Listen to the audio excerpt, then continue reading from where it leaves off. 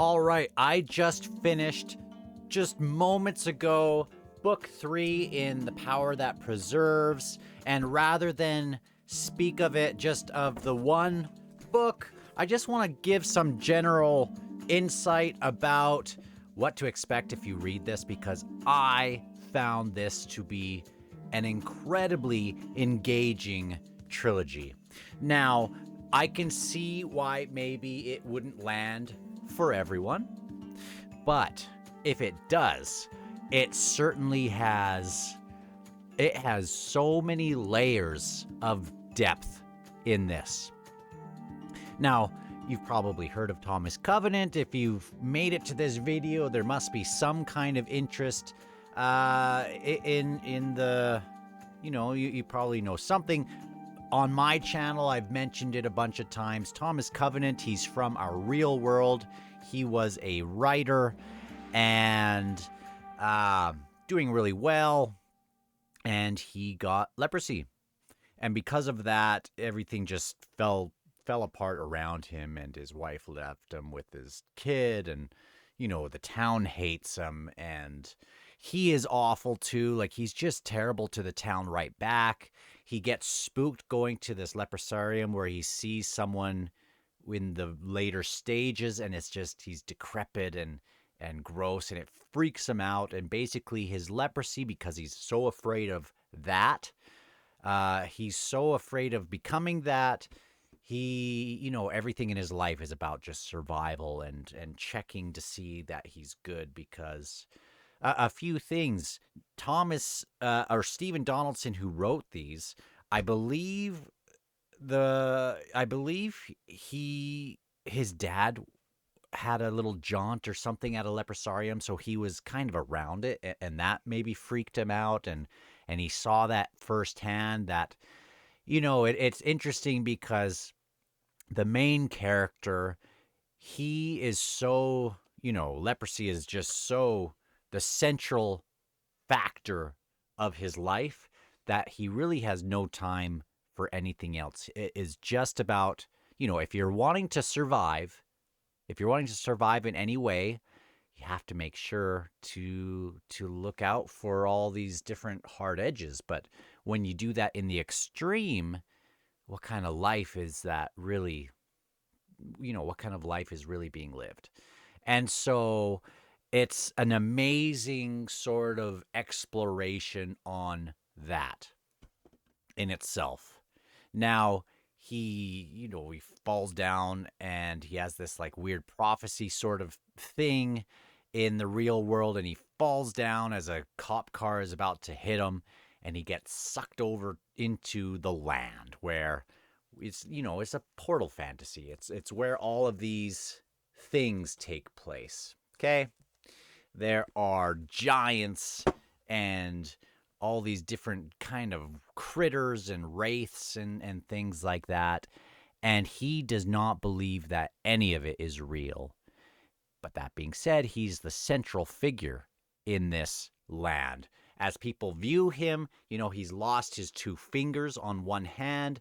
One great prophecy in their land is that Barak Halfhand, who also, half a hand, he was their ancient hero, that he would come back and he would save the day in a time of need. And so Thomas is the guy. There's a number of things going on. The first book, he does some awful things, and really he doesn't even get any kind of, redemption from what he's done. Like so much of this series is he's like a walking, talking flame in this land. He doesn't want to do anything. They're all like, hey, you gotta go forward, you gotta fight, you gotta save us. And he is so about not doing that. And it's so amazing how that, by the time we get to the end of the trilogy, it's all come to a head. Everything is just collapsing and degrading. We have these minor wins at the end of each of these first 2 books. But then what is it about Thomas in why he's selected for the land, whether he believes it or not. It's got multi layers because it seems like the land is there to serve him and he's there to serve the land, and whether the land is real becomes less and less important to him, but he still, he still becomes more attached to the land. And just, I don't want to talk about really the ending and in how it all comes around, but I think it's so well done. He's got this white gold ring, which is his wedding ring, and his wife has left him, but that is like his grounding something.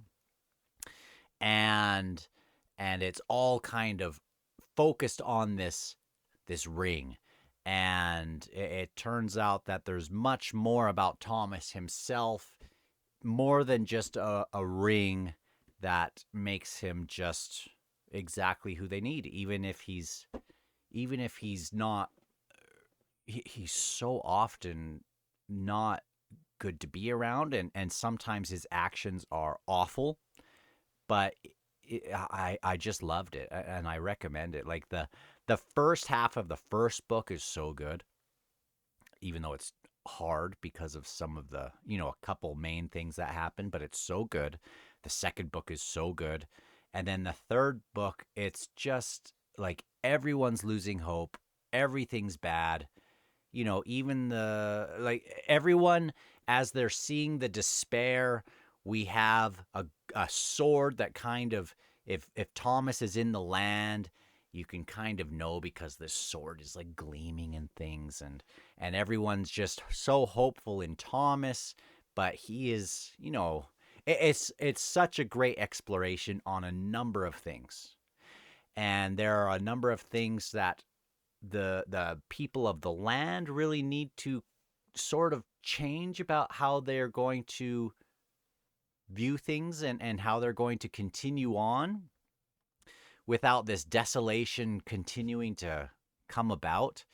And there are things that Thomas Covenant needs to, internalize and do, that I think are very relatable, even though he will do things that, almost most people will never do a couple of these major things that he does. So I wrote a couple things down. It's Thomas Covenant the Unbeliever.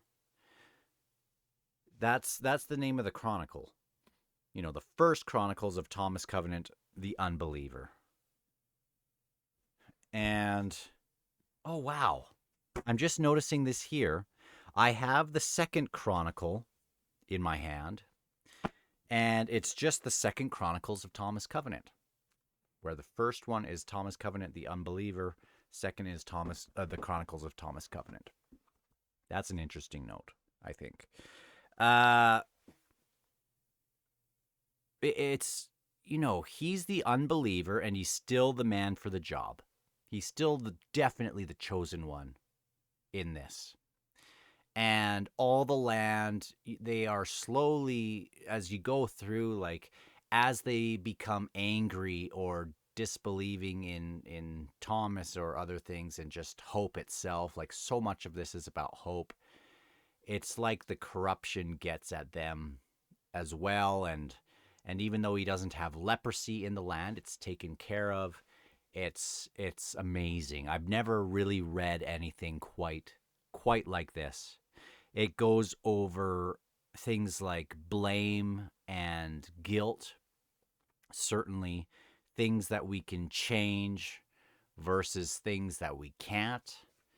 It really is heavily focused on death and loss. Everything about Thomas is trying to keep himself alive, but what kind of life would he be living? He's just breathing. There are, facts of life, things you can deal with, things you can't, things that are your fault, things that aren't. Choice with what, choice in in what you'll do, whether you believe something real or is not, or would affect another if it, and how you affect another, choice in actions and things. Despair, despair in itself versus actions that often spring from despair, because they're not always the same thing. Some you can kind of control.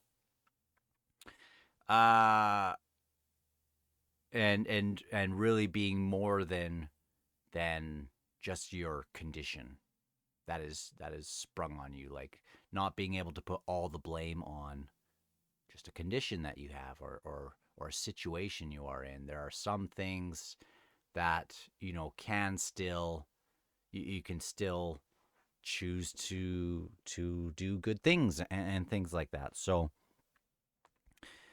uh I'd love to give this line.